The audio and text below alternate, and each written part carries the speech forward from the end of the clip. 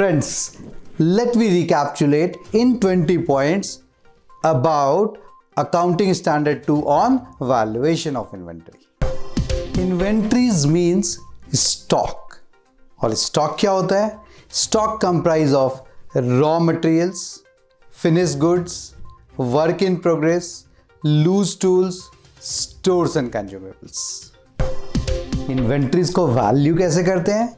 Inventories को value करना है lower of cost and NRV. हर एक क्लोजिंग इन्वेंट्रीज की आपको कॉस्ट भी निकालनी पड़ेगी और एनआरवी भी निकालनी पड़ेगी और दोनों को कंपेयर करना है. दोनों में जो भी लोअर होगा वो आपका वैल्यू ऑफ इन्वेंट्री बनेगा. लेकिन आपको ध्यान रखना है कि रॉ मटेरियल की वैल्यूएशन लोअर ऑफ कॉस्ट और एनआरवी के बेसिस पे नहीं होता है. तो कैसे होता है सीखते हैं.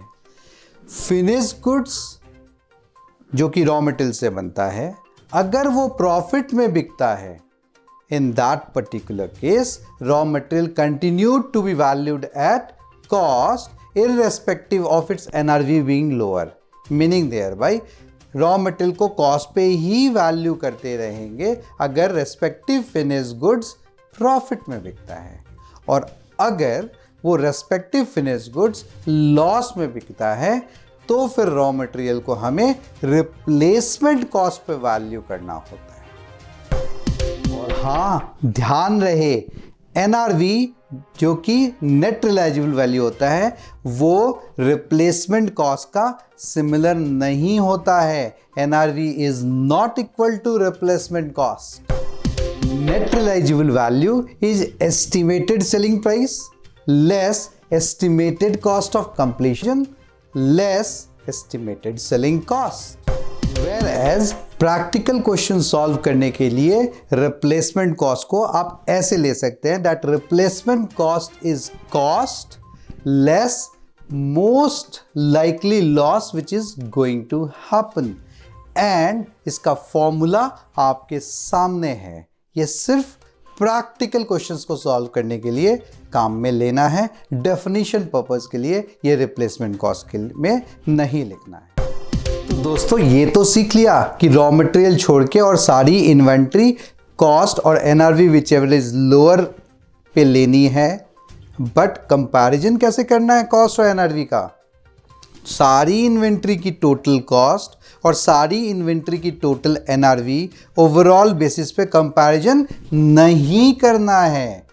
आपको हर आइटम का इंडिविजुअल कॉस्ट और हर आइटम का एनआरवी निकाल के उन दोनों में से जो लोअर है वो वैल्यू में लेना है. फिर नेक्स्ट आइटम का, फिर नेक्स्ट आइटम का. अब lower of respective item by item basis जो भी कॉस्ट और एनआरवी का आएगा उसकी जो टोटल निकलेगी वही आपका वैल्यूएशन ऑफ टोटल इन्वेंट्री बनेगा. ऐसा कई बार होता है कि आप अपनी प्रेजेंट इन्वेंट्री की exact invoice purchase value match नहीं कर पाते हैं क्योंकि वो गुड्स कई बार खरीदा जा चुका है और कई बार बेचा जा चुका है. वैसे सिनेरियो में आप चाहें तो as a cost formula FIFO as an assumption ले सकते हैं या फिर weighted average as an assumption ले सकते हैं. Mark of caution, LIFO is not allowed. LIFO means last in first out is not allowed as per accounting standard 2. Only FIFO that is first in first out is allowed and weighted average is allowed by accounting standard 2. कई बार एक manufacturing company को अपनी cost, exact cost of finish goods निकालने में दिक्कत हो सकती है. In such cases accounting standard 2 allow करता है कि आप एक स्टैंडर्ड कॉस्ट पे आप अपनी इन्वेंट्री को वैल्यू कर लीजिए प्रोवाइडेड कि वो स्टैंडर्ड कॉस्ट आपके एक्चुअल कॉस्ट के इर्द गिर्द हो, बहुत ज़्यादा डेविएशन ना हो. रिटेलर्स के लिए जो a kind of grocery shop kind of businessman के लिए अकाउंटिंग स्टैंडर्ड 2 एक और मेथड अलाउ करता है वैल्यूएशन ऑफ इन्वेंट्री के लिए। उनके लिए बहुत डिफ़िकल्ट होता है कॉस्ट ऑफ रेस्पेक्टिव ईच, थोड़े थोड़े जो गुड्स उनके यहाँ रखे रहते हैं उसकी वैल्यू निकालने में बहुत परेशानी होती है, इसलिए उनको एक नया टाइप का retail method accounting standard 2 allow करता है। बोलता है आप MRP ऑफ ऑल गुड्स निकाल लीजिए, बहुत आसान है, और फिर उसको ग्रॉस मार्जिन से लेस कर दीजिए, जो वैल्यू आएगा वही आपका वैल्यूएशन ऑफ इन्वेंट्री बन जाएगा। बट ध्यान रहे ये मेथड सिर्फ रिटेलर्स को यूज करना है। मैन्युफैक्चरर को फिनिश गुड्स की वैल्यू में न सिर्फ कॉस्ट ऑफ रॉ मटेरियल लेना है बल्कि उसमें कॉस्ट ऑफ कन्वर्जन भी लेनी है, और कॉस्ट ऑफ कन्वर्जन में न सिर्फ वेरिएबल कॉस्ट लेना है बल्कि एलोकेटेड और अपोर्शन्ड फिक्स्ड कॉस्ट भी लेना है। और वो जो फिक्स्ड कॉस्ट है वो कैसे निकालेंगे? नॉर्मल रिकवरी रेट के through.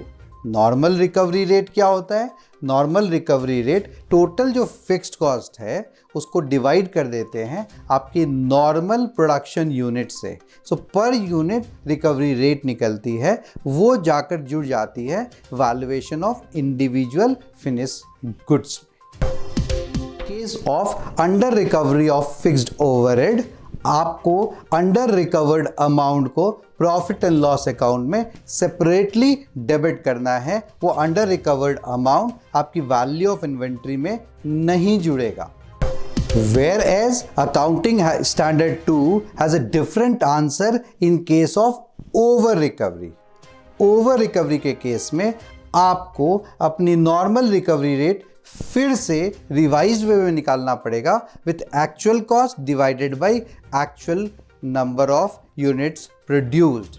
I repeat, under recovery के केस में जो आपने नॉर्मल प्रोडक्शन लेवल पे जो रिकवरी रेट निकाला है उसी रेट पे वैल्यू होगा इन्वेंट्री, वेयर ओवर रिकवरी के केस में आपको रिकवरी रेट फिर से रिवाइज्ड करके निकालना पड़ेगा। Value of inventory is cost और NRV whichever is lower. Cost include cost of purchase. उस कॉस्ट ऑफ परचेज निकालते वक्त आपको ये ध्यान रखना है कि जो ट्रेड डिस्काउंट आपको जो मिला है वो कॉस्ट ऑफ परचेज से लेस हो जाएगा, वेयरएज आपको जो कैश डिस्काउंट मिला है वो कॉस्ट ऑफ परचेज से लेस नहीं होगा। Cash discount as a separate PL account में एज एन इनकम बुक किया जाएगा, वेयरएज जो ट्रेड डिस्काउंट है उस ट्रेड डिस्काउंट को आप कॉस्ट ऑफ परचेज से ही लेस करके इन्वेंट्री को वैल्यू करेंगे। अगर किसी इन्वेंट्री का जीएसटी इनपुट आपको मिलता है तो GST input cost of inventory में ऐड नहीं होगा, whereas there can be a few types of input tax credit that is GST ITC जो ineligible for taking the ITC होगा, वो आपके वैल्यू ऑफ इन्वेंट्री में ऐड होगा। अगर आपके मैन्युफैक्चरिंग प्रोसेस में कोई बाई प्रोडक्ट निकलता है तो उस बाई प्रोडक्ट को आपको net realisable value of the by product पे वैल्यू करना है, और वो एनआरवी वैल्यू आपकी टोटल कॉस्ट से डिडक्ट हो जाएगी। अगर एक मैन्युफैक्चरिंग प्रोसेस में दो या दो से ज़्यादा जॉइंट प्रोडक्ट प्रोड्यूस होता है और साथ के साथ कोई बाई प्रोडक्ट भी प्रोड्यूस होता है तो बाई प्रोडक्ट का जो एनआरवी है वो टोटल जॉइंट कॉस्ट से लेस हो जाएगा। Such joint cost as deducted with the NRV of by product is apportioned, that cost is apportioned between various joint products on some rational basis.